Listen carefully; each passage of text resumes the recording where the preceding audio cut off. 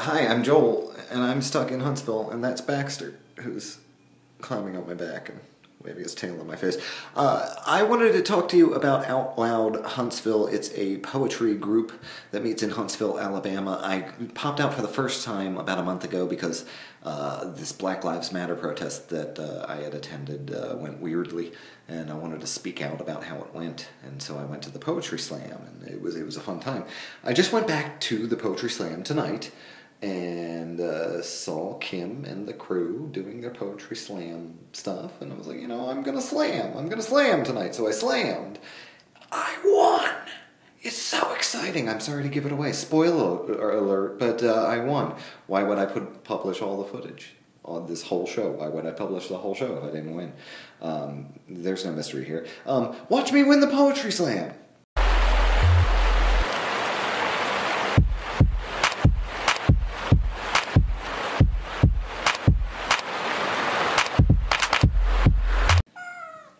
Round one, fight! Welcome on your next poet, Joel.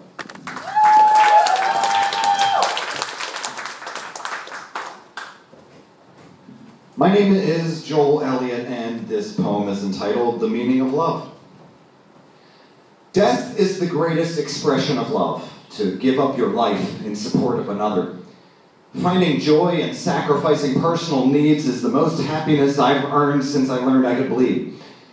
As a child, I had no grasp on the science behind why scratches and cuts would quiet my mind. Over time, I find there's a blurry line that forms a circle around self-harm and self-sacrifice. As a child, I didn't love myself enough to succeed. And so, extension cords still wrapped around my neck, I gazed up at the damage to the drop ceiling and wallowed in the delicious dread of my first failed suicide attempt. Have I no compassion for me? If I cared, I'd bear down and do it right the second time around. Spoiler alert, my second suicide attempt also failed. I knew my needs. I didn't love myself enough to succeed. 2 attempts under my belt already, I saw that love was the answer. At the age of 11, I began searching for that love. As a child, I didn't understand that the pain that I thought was radiating from my face like a laser beam of agony was imperceptible to the vast majority of the people around me. As a white child in Baltimore City, I was told all the lies about the harm that will come to you by wandering through where the desperate people dwell. The hell of inner city life leads people to shoot you in the face just as soon as they would say hi to you. So they said. I did learn in the inner city that nobody likes to say hi.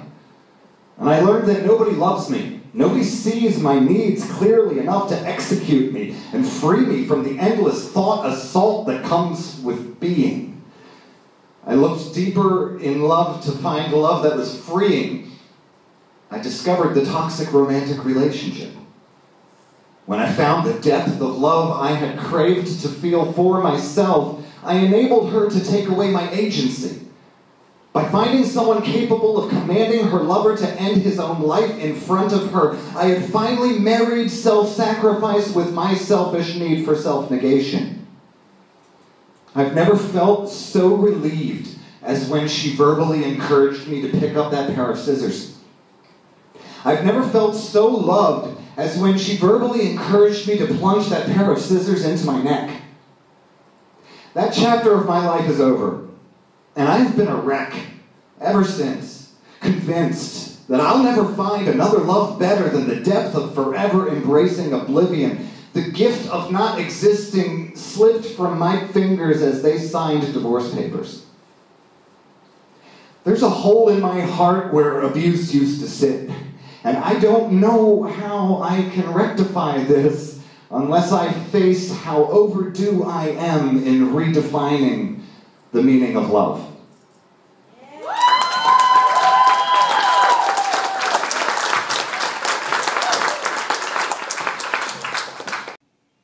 Round two, fight!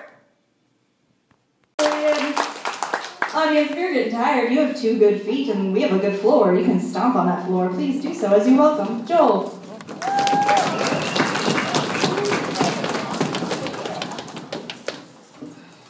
Oh, yes.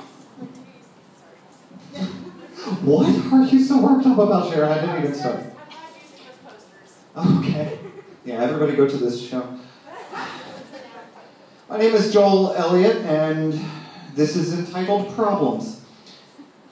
Poetry scrawled with sidewalk chalk on the backs of promotional posters help to foster the notion that many have that I would be better off under the care of physicians in a hospital setting.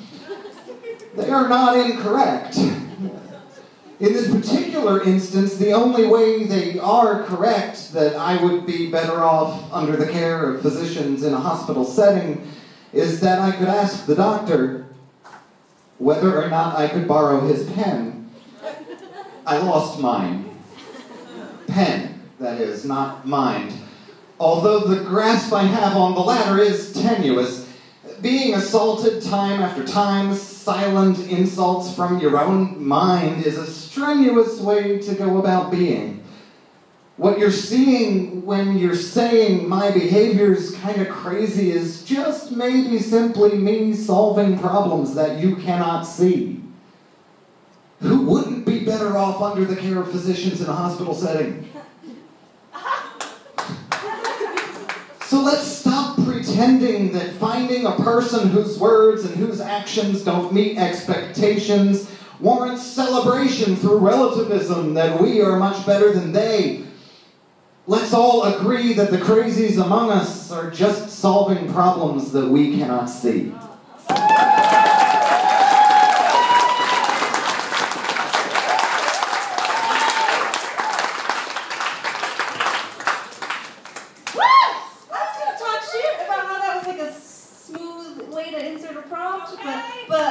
I did lose my pen. But I'm going to talk about how killer that last line was instead.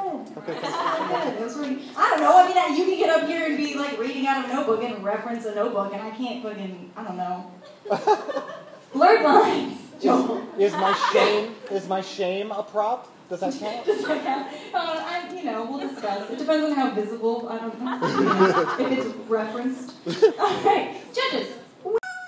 Round 3. Fight! I love Joel.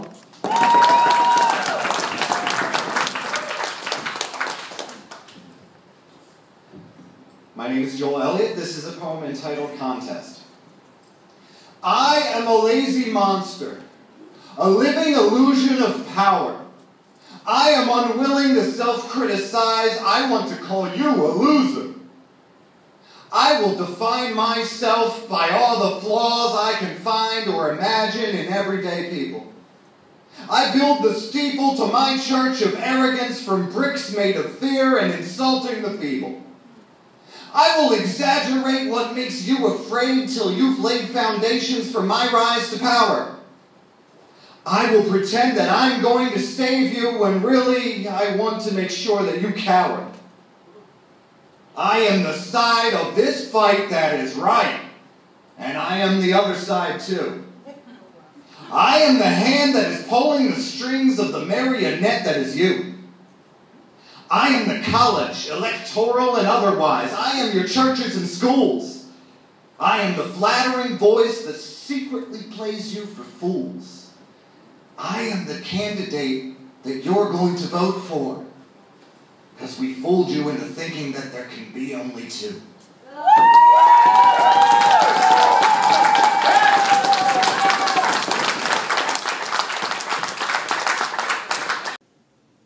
A special message to Kim, the person you saw hosting there at the Poetry Slam. Kim, thank you for keeping Out Loud Huntsville going and keeping it alive and keeping a venue for poetry here in Huntsville, Alabama, because well, it's a good group of people. I'm starting to get to know the people, and I just want you to know that I'm not coming out just because I want the roll of quarters. Thank you for letting me win a roll of quarters.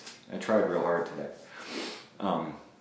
Thank you for everything you do, giving us a safe space to bring out poetry in the middle of the Deep South. This is not a town that I expected to have this much art going on, but people like Kim and all the other people working hard to keep this art scene alive are why it happens. So thank you, Kim. Keep it up, and I'll support you any way I can. Oh, and thanks for watching the show, or whatever. Like and and subscribe and comment and all the things. All the YouTube things, do those things. Subscribe. I want to show you a safe place that I just built the other day because I was feeling threatened.